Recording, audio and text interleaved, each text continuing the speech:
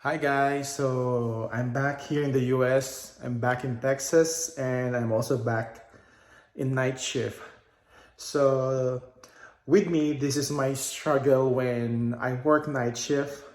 It's actually 2:45 in the morning as I do this vlog and I am widely awake. So basically my body clock is upside down when I work nights. It's hard for me to shift, especially during my off. I still am asleep in the morning or during daytime. I'm still awake as obviously during nighttime. So, as compared or just merely being in bed or being sedentary, I try to maximize my time. So at 3 o'clock in the morning, I'm planning to cook and prepare my food. So for today, planning to cook chicken tinola. So guys, since I moved here in the US, I was forced to learn how to cook, and I also learned how to substitute ingredients that are available to your location. So I'm trying to be healthy, so I'm going to use chicken breast, and then I have sayote. These are common here in the US, so you won't have a problem. If you prefer papaya, yung green, I think you can only find those on Asian store. Ginger, eto, wala kami dito yung siling pang paksiw. This is the closest na makita ko. And then, since I'm in Texas, some people tatanim sila sa backyard nila ng malunggay or sili so they can use the leaves. But for me, I can use baby spinach. And of course, chicken cubes. This is not a local or a Philippine product, but you can find this on Walmart or HEB here in Texas. So, good luck to me. So, ayan. Na-prepare ko na yung ingredients. And then, here we're still using gas when cooking. With my first apartment here in the US, electric siya. So, turn on lang natin yung exhaust para hindi mag-alarm yung mga fire alarm or smoke detector. And then, I have this mini pantry here. Wala na akong mantika. Eto. Guys, I'm not really cook. I just learned this through YouTube.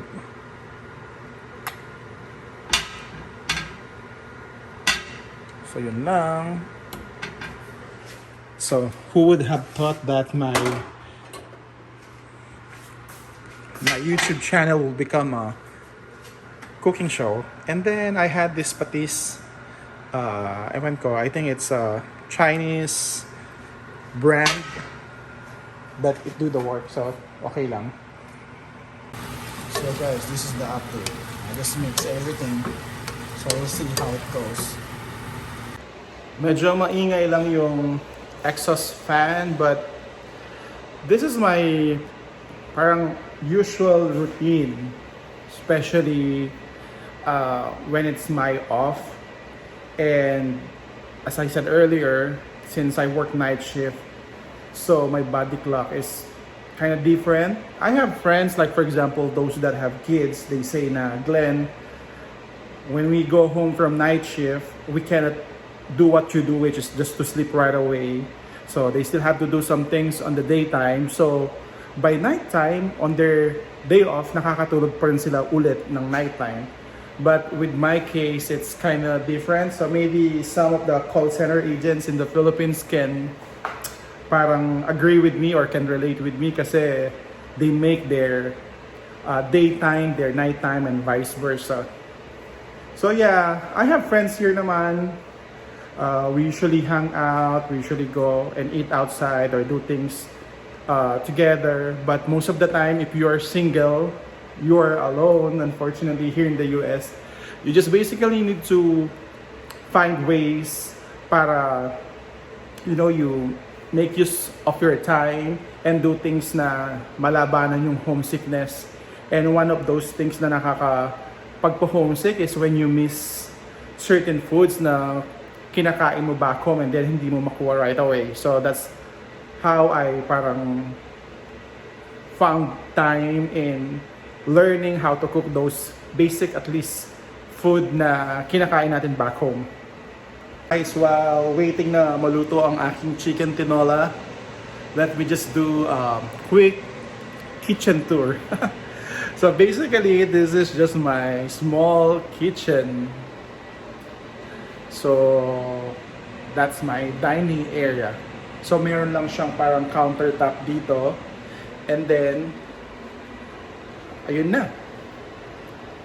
This is basically my parang gas stove and oven. So when you move to an apartment here in the US or bumili ka ng house, these are like the basic parang appliances na nandoon sa apartment or bahay na yon most of the time. And then the rest kailangan mo nang i-purchase. So when lumipat ako dito, I have a microwave, I have this oven and the gas stove. And then hindi ko pa nagagamit itong dishwasher because I basically do my dishes manually. And then if you notice, I have a small rice cooker. It's just enough for me. There's two of them kasi yung isa dinadala ko siya minsan sa travel assignment ko.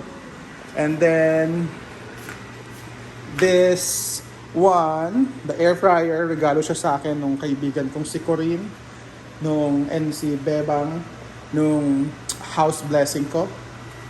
And then I don't have any fancy parang items on my kitchen. So see, you know that mag-isa lang yung nakatira dito sa bahay na to. I'm not prepared for parang large volume of guests. This is like a gift from Karen during the house blessing as well. Of course, yung mga tumbler na libre sa mga hospital na pinagtatrabahuhan. Mga baunan, mga Pyrex.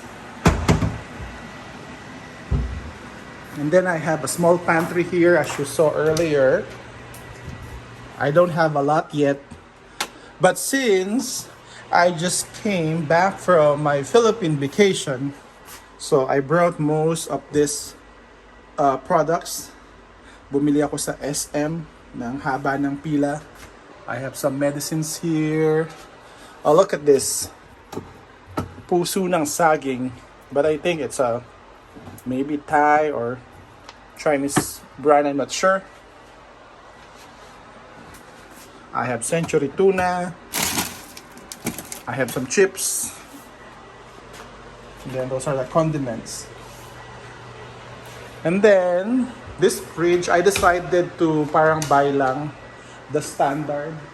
Marami ng mga modern fridge na lumalabas ngayon. Pero parang feeling ko hindi magtatagal, so I just bought the standard one, parang tried and tested na. I haven't went to like do my grocery shopping yet since I came back here in the US. I'm waiting na sumweldo muna ako bago ako mag-shopping ulit, but technically this is what it's in my fridge. I have parang yung red hot dogs, longganisa from Asian store. I saw this in Kroger. So there's a lumpia. And then, see, wala pang laman. So, view of my kitchen from afar. Big guys, here's my chicken breast, tinola.